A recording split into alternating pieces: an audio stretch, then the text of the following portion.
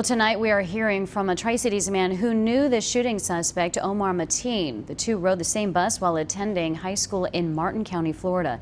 Curtis McLeod is live tonight at Founders Park ahead of a vigil planned for the victims in Orlando. Now, Curtis, you spoke with a man who says he knew the shooting suspect. Yeah, I did, Sarah, and he tells me that while they both rode the same bus to school together, they went to two completely different schools. Mateen went to an alternative school in Florida. This was about a decade ago. He also tells me he remembers a specific event involving Omar Mateen. He says centered on 9/11. 29-year-old Omar Mateen, a face many across the United States have come to know, after authorities say he was the lone gunman who opened fire in an Orlando nightclub, killing 49 people and injuring 53 others. The face of a suspected killer, a familiar one to Robert Zirkle. I was a little shocked at first. I was surprised, really. Like, somebody showed me the picture on Facebook and I was like, wow, that's the kid I knew since back when I was little, you know. Zirkle moved to Johnson City nearly a decade ago from Martin County, Florida. He was in the same school system with shooting suspect Omar Mateen. At the time, Zirkle was a freshman in high school. I was surprised, but at the same time kind of wasn't, just because of like how he acted and stuff sometimes in school. He was always a little out there.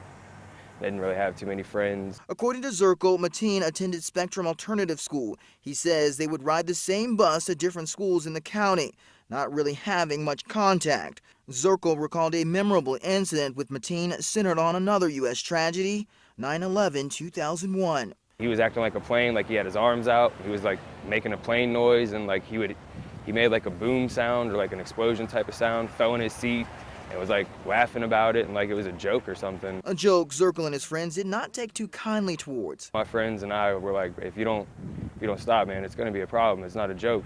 Zirkle says he and Mateen haven't spoken since high school. It wasn't until the tragic shooting that he once again heard the name he says he could never forget.